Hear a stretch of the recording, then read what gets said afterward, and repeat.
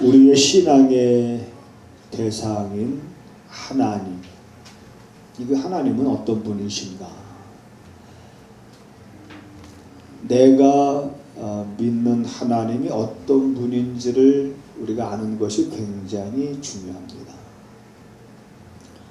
사람들이 하다못해 자기가 살려고 하는 것을, 그래서 그것이 1, 2푼이 아니라 몇백만 원씩 값이 나가는 것이었을 때 그냥 막 사겠습니까? 충분히 그것에 뭔지 알아보고 그리고 이렇게 사듯이 그보다 더한 마음으로 내가 믿는 하나님은 정말 어떤 하나님이신가? 그래서 그 하나님을 아는 그러한 지식이 여러분 우리들의 삶의 큰 힘과 능력이 되어진다라고 하는 것이 성경의 가르침입니다. 그래서 우리가 창세기에서 보게 되어지면 하나님은 먼저 아브라함에게 이렇게 말씀하셨습니다. 창세기 우리 17장에 보게 되면 하나님이 아브라함에게 나타나셨을 때 아브라함에게 뭐라고 말씀하셨냐면, 아브라함아, 나는 전능한 하나님이다. 그래서 창세기 17장에서부터 시작해서 하나님이 자기 자신을 전능한 하나님이라고 말씀하시면서 아브라함이 그걸 경험하게 됩니다. 정말 하나님은 전능하신 분이구나. 그러면서 그 신앙의 고백이 이삭에게서 나오게 됩니다. 하나님은 전능하신 하나님입니다. 그리고 그 신앙의 고백이 야곱에게서 동일하게 하나님은 전능하신 하나님이다라고 고백이 나오게 되고요. 그 고백이 요셉에 거쳐서 그리고 지금까지 오는 우리들에게도 그 고백이 동일하게 되어지고 있습니다. 그래서 우리도 사도신경을 고백할 때마다 우리가 제일 먼저 고백하는 것이 전능하사 천지를 만드신 하나님 아버지를 내가 믿사오며, 내가 믿는 하나님은 어떤 하나님이냐? 전능하신 분이시다. 이 전능하신 하나님이 여러분들에게 경험되어지기를 주님의 이름으로 축원합니다. 여러분, 이게 경험되어지면요, 세상의 금은 보화가 그것이 최고인 줄 알았던 사람들이, 세상의 부와 권력이 최고인 줄 알았던 사람들이 하나님이 전능하신 하나님이라고 하는 그 사실을 경험하고 나서는 이 생각이 완전히 바뀌어지게 됩니다. 그것이 아니라.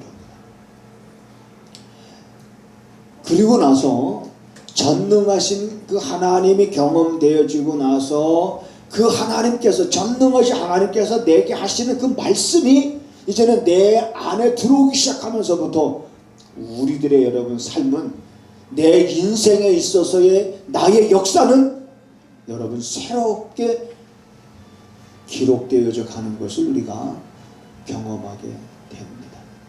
그리고 전능하신 하나님의 말씀이 우리 안에 들어오기 시작하면서부터 그걸 경험했던 사람들의 많은 고백들이 쓰여진 것이 바로 시편의 말씀이고, 그리고 전능하신 그 하나님을 경험했던 사람의 그 쓰는 것 가운데 정말 사람이 살아가면서 지혜로운 것이 무엇이냐 라면서 지혜를 가르쳐주는 것이 우리 잠언의 말씀입니다.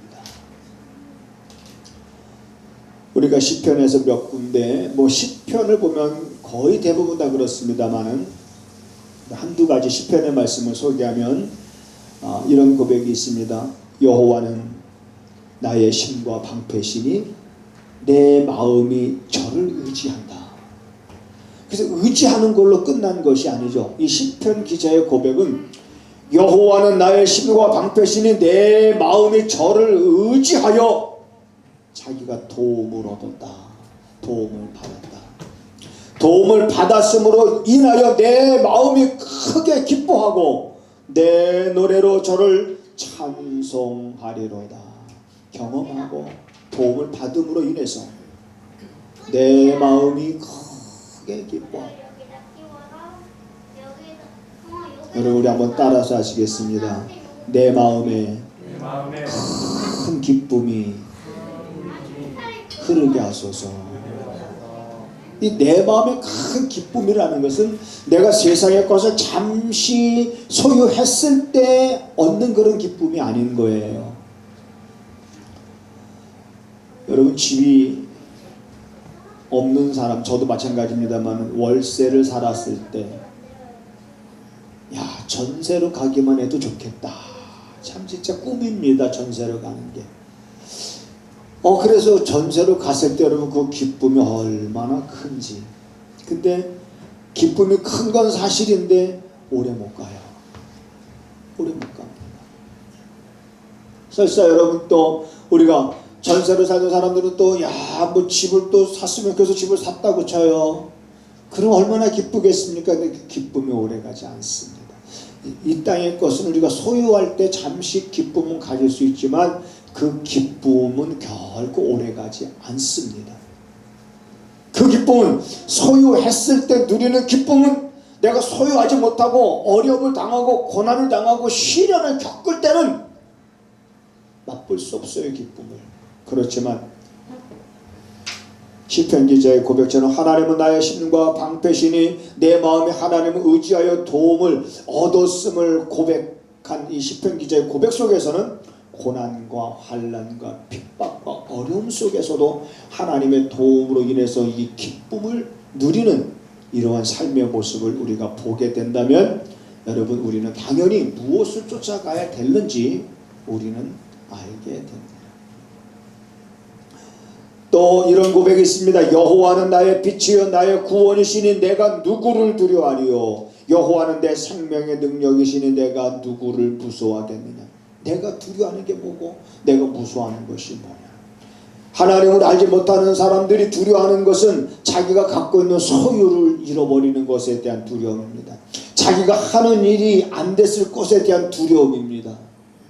자기보다 힘이 강한 자를 만나는 것이 무서움이 될 수가 있습니다. 자기 힘으로 해결하지 못할 일 가운데 내가 처해졌을 때 그것이 나의 두려움이고 무서움으로 다가올 수 있지만 하나님을 경험한 사람들에게 있어서는 뭐가 나의 두려움이 되고 그 어떤 것이 나의 무서움이 되겠느냐. 다시 말하면 그러한 것들은 세상 사람들이 문제라고 생각하는 것들이 우리에게는 문제가 되지 않는다라고 하는 말입니다.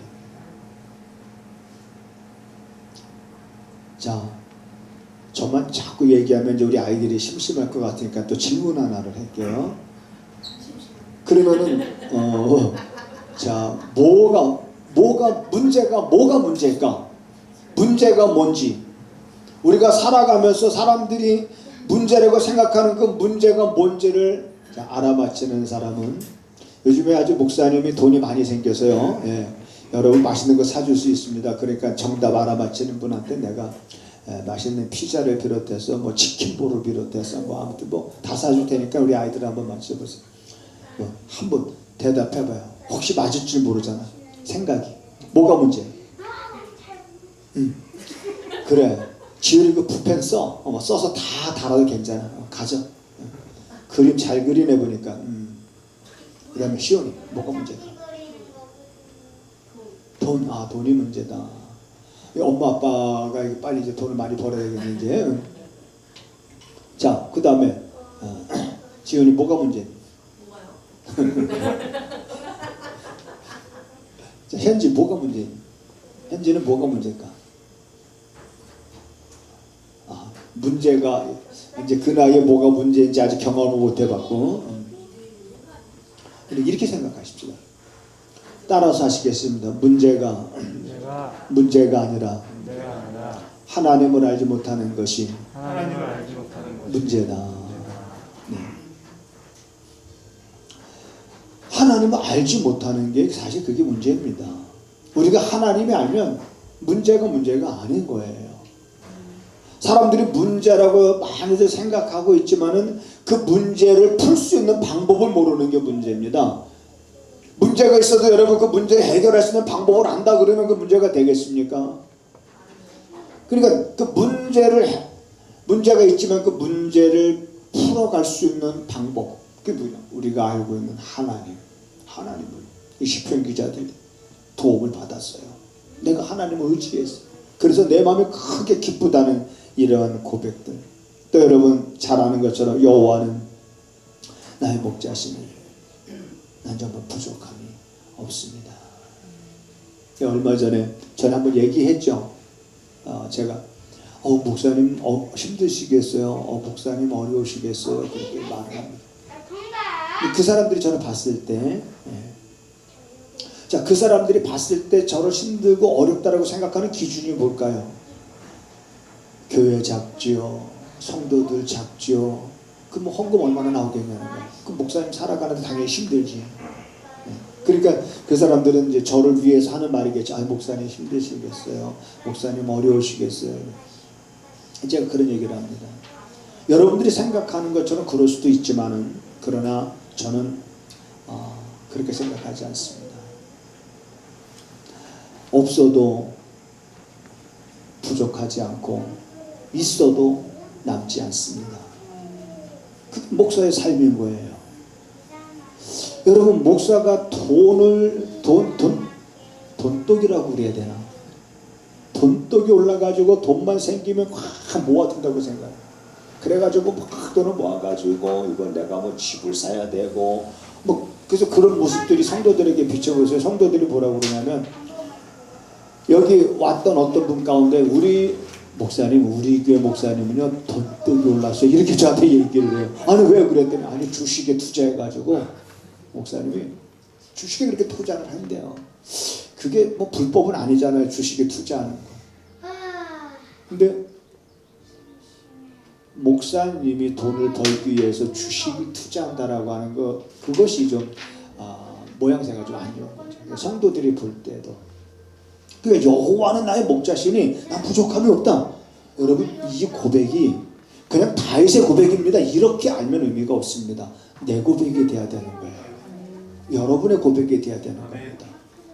또 그것뿐만 아니라 시편 기자가 뭐라고 말하냐면 나의 힘이 되신 여호와여 내가 주를 사랑하나이다. 나의 힘이 되심을 경험한 거예요. 한나와 같은 여인은 나의 구원의 뿌리신 하나님 그걸 경험한 거예요.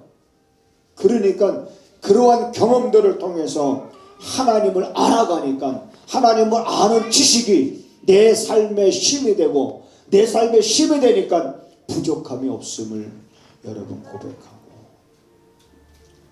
우리의 입에서는 불평과 원망의 말보다는 여러분 감사의 언어가 우리의 입에서 많이 나와야 될 줄로 믿습니다. 우리 잠언 15장을 암송할 때 계속 말에 대해서 여러분 얼마나 많이 우리에게 교훈하고 있습니까? 여기 한번 보세요. 저 앞에 저만 한번 보세요. 저만 한번 이렇게 보시고 15장 1절 암송해 보겠습니다. 시작. 잠언 15장 1절.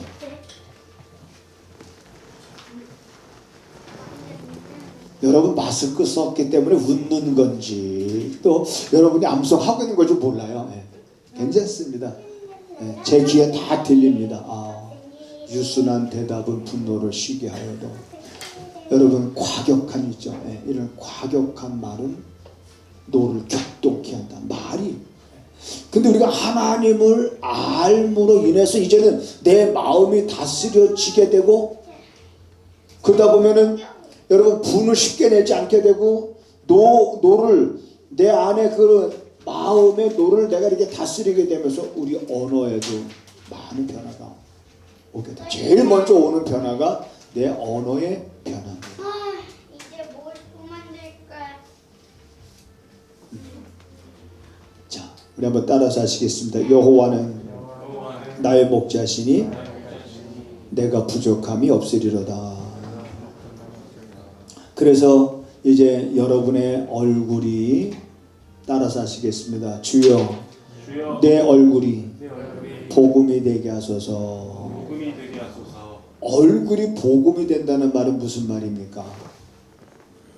내 마음의 근심은 내 마음을 상하게 하지만 내 마음의 즐거움은 얼굴을 빛나게 한다는 말씀. 그러니까 복음이 된다는 말은 내 얼굴이 빛이 나야 된다. 마음의 즐거움 얼굴을 빛나게 한다. 그래 우리 성도의 얼굴은 얼굴이 빛나요. 그래야 그게 복음이 되는 거예요. 안 믿는 사람들이 봤을 때 아유 언제 봐도 얼굴이 이렇게 어쩌면 얼굴이 그렇게 근심이 없고 얼굴이 그렇게 참 편하게 보여요. 그럴 때 우리가 한마디 하면 되는 거죠. 예수 믿으면 됩니다. 예수 믿으세요.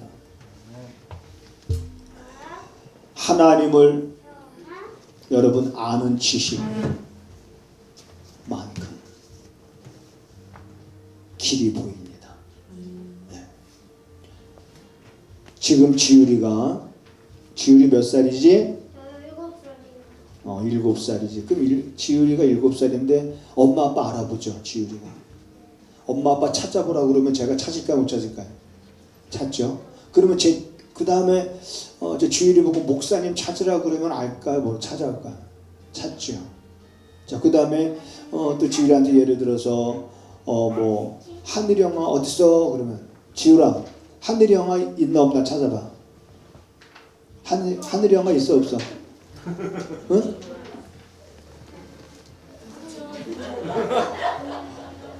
응? 자, 그러면서 제가 말하려고 하는 게 그거예요. 제가 자라가면서 지식이 자라간다는 거예요. 네. 그 지식이 자라가지만 아직까지는 엄마 아빠를 알긴 하지만 엄마가 싫어하는 음식, 아빠가 싫어하는 음식이 뭘까? 엄마의 성격은 어떻고 아빠의 성격은 어떻고, 우리 엄마 아빠가 좋아하는 거는 뭐고 그래서 우리 아빠 아빠 어디서 태어났고 어디서 어떻게 자라고 그런 지식들은 아직 없잖아요. 근데 제가 계속 자라가면서 그런 것들을 알아가게 되잖아요. 그러니까 우리들의 하나님을 아는 지식도 우리가 믿음 생활하면서 그 깊이를 알아가야 된다는 거예요. 그래서 그 깊이를 알면 알수록 우리 삶 속에서 내가 근심하는 일이 줄어들 것입니다. 걱정하고 염려하는 일들이 점점 사라질 것입니다. 여기다 그려야지. 그래서 하나님을 아는 것만큼 길이 보이게 됩니다. 그래서 하나님을 아는 지식이 심의의 능력이다. 하나님을 아는 사람은 하나님을 경외하는 믿음을 갖게 된다. 그렇죠. 하나님을 아는 심은 분노와 노를 다스리고 다투면과 시기를 그치게 한다. 우리가 계속 암송하고 있는 이제 그런 말씀들입니다. 자, 아까 하나님의 다윗에게 아브라함에게 자, 나는 전능한 하나님이다. 먼저 자기 자신을 아브라함에게 이렇게 말했어요. 하나님이. 자, 그리고 그 이제 사연을 우리가 다 잘 알지 않습니까? 자, 아브라함이 이제는 이삭을 번제로 드렸어요. 그때 이제 하나님이 거기서 아브라함에게 하셨던 말이 뭐냐면 이제야 내가 나를 경외하는 줄을 내가 알겠다 이런 말씀하시잖아요. 그러니까 하나님이 전능하신 하나님으로 경험이 되어져야 우리는 그 하나님의 말씀을 믿고 그 하나님의 말씀을 온전히 따르게 되고 순종할 수 없는 그런 절박한 상황 속에서도 순종하게 되어지는 성도가 되어지게 됩니다. 나는 여러분들이 먼저 하나님의 전능하심을 경험하는 은혜가 있기를 주님의 이름으로 축복을 드립니다. 그러면 우리가 두려울 게 없어요. 걱정할 게 없습니다. 마지막으로 우리가 오늘 본문에서 쭉 봤습니다마는 자, 명철한 자의 마음은 지식을 요구하지만 자, 미련한 자는 미련한 것을 즐긴다. 자, 명철한 자는 무엇을 요구하느냐? 지식. 자, 여기서 지식이라는 건 우리가 다양하게 해석할 수 있겠습니다마는 그러나 이 명철한 자가 정말 원하는 지식이 뭐냐라고 했을 때 저는 하나님을 아는 지식이다라고 봅니다. 그래서 하나님을 아는 이런 지식을 좀 알기를 힘쓰라는 거예요. 좀 알려고 하라는 거예요. 좀 알려고 내가 애쓰라는 거예요. 그래서 호세아 선지자가 그렇게 외쳤던 겁니다. 너희가 여호와를 알되 힘써 여호와를 알라 이렇게 외쳤던 거예요. 내가 힘을 써야 돼요. 내가 알려고 해야 됩니다. 그 사모함이 내 안에 넘쳐야 되는 거예요. 그분을 알아가려고 어떻게 해서든지 그분을 경험하고 그분을 알아가려고 심었습니다. 이 백성들이 망하는 것은 먹을 게 없어서 망하는 것이 아니라 하나님을 아는 지식이 없기 때문에 이 백성들이 망하는 것이다 라고 하는 우리는 호세아 선지자의 외침을 그냥 흘려버리면 안 됩니다. 오늘날 많은 사람들이 여러분 물론 아직도 먹는 것 때문에 힘들어하는 사람들이 있지만은 그러나 많지 않잖아요. 이 백성들이 망하는 건 먹을 게 없어서가 아니에요. 쓸 게 없어서가 아니에요. 하나님을 아는 지식이 없기 때문에 호세아 선지자가 이렇게 외쳤던 말씀으로 흘려보내지 말고 우리 마음에 새기고 울금 나는 하나님을 아는 일에 힘을 써야 돼. 그래서 그분을 알아가고 그분이 하신 말씀이 내 안에 살아 있어야 됩니다. 그래서 어느 순간 그분의 말씀이 내 마음에 콱 부딪힐 때 내 마음이 뜨거워지는 거예요. 이런 뜨거워짐을 누가 경험했습니까?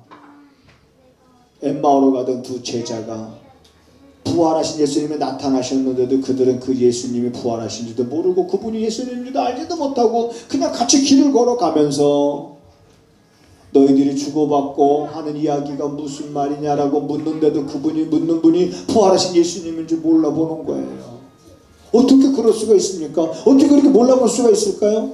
예수님이 전혀 다른 모습으로 나타나신 걸까? 어떻게 몰라볼 수가 있지? 이해가 안 돼요. 근데 몰라봤어요. 이제 그들이 주막에 들어가서 이제 식사를 하기 전에 예수님이 기도를 하고 그러고 나서 그들은 예수님이 없어졌어요. 자기들이 주고받는 얘기, 야 그분이 말씀하실 때 우리 마음이 뜨겁지 아니하더냐. 이런 경험들, 하나님의 말씀이 내 안에 들려질 때에 그 말씀이 내 마음을 뜨겁게 해주는, 내 마음을 달구는 그런 경험들, 그 말씀이 내게 들려질 때 그 말씀을 통해서 내 생각이 완전히 변화되고 내가 깨닫게 되어주는 이런 경험들, 바로 이것이로구나라고 하는 뭔가 내가 확 그 정답을 붙잡을 수 있는 뭔가 이런 경험들, 누가 할 수 있느냐? 하나님이 어떤 분이신지 그분을 알려고 힘쓰는 자들이, 힘쓰는 사람들에게 하나님의 이러한 은혜를 여러분 더하여 주신다는 것 믿으시기 바랍니다. 사모하지 않게 돼도, 사모하지 않는 자에게도 하나님이 알려주시긴 하지만 깨닫지 못하는 거예요. 그러나 사모하는 자들은 깨닫게 되고 보게 되고 알게 되고 그래서 붙잡게 되고 놓치지 않게 되고 굳세게 살아가게 됩니다. 오늘 우리들의 마음이 자꾸 어느 쪽으로 기우는지, 여러분 내 마음이 어느 쪽으로 기우는지 요즘 그런 생각을 제가 합니다. 지난주에도 제가 말씀드렸듯이 내 몸이 자 아주 편리한 것에 이렇게 길들여지면, 이제 사람들은 더 길들여질 수밖에 없습니다. 세상은요. 왜냐하면 힘든 일 같은 어떤 그런 것들은 이제 사람을 대신해서 이제 인공지능들이 나타나고 로봇들이, 앞으로는 또 사람들은 더 편한 걸 좋아하게 됩니다. 틀림없이 그렇게 흘러갑니다. 세상의 물결은 그렇게 흘러갑니다. 그래도 우리는 너무 내 몸이 편한 것에 길들여지지 않아야 됩니다. 악에 길들여지지 않아야 됩니다. 내가 너무 편한 것에 길들여지게 되어지면 자기도 모르게 정직하지 못한 삶을 살아가게 됩니다. 자기도 모르게 그런 삶을 살아가게 되는 거예요. 그래서 하나님은 악인의 제사는 하나님이 기뻐하지 아니하지만 정직한 자의 기도는 하나님이 기뻐하시느니라. 이 잠언 15장에 나오는 말씀이잖아요. 악인의 길은 여호와께서 미워하시지만은 저가 의를 향하여 나아갈 때, 저렇게 의를 향하여 말씀대로 살려고 하는 그들은 사랑하시느니라. 자, 이런 말씀들이 우리들의 중심을 딱 세우게 하는데 도움이 되지 않습니다. 그래서 우리들의 마음이 자꾸 어느 쪽으로 기우는지 여러분 조심하고, 우리가 자꾸 기울어지지 않아야 될 쪽으로 기울어지지 않고 내 마음이 기울어져야 될 쪽으로 자꾸 기울어져 가는 그런 삶. 여러분, 우리 지금 우리가 그런 삶을 살아가야 될 그런 시기요, 그러한 때인 것입니다. 그래서 마음의 근심으로부터 자유하고 즐거움으로 여러분 가득한 그 길이 결코 슬프고 고단한 그런 길이 아니에요. 그 길에 기쁨이 있고 그 길에 감사가 있고 그 길에 자유함이 있는 거예요. 그 길에 정말 마음의 즐거움이 있는 거예요. 그래서 내 얼굴이 해와 같이 빛날 수가 있는 겁니다. 나는 여러분들의 삶이 이렇게 이 말씀에 합당한 그런 모습으로 살아갈 수 있게 되기를 주님의 이름으로 부탁을 드립니다.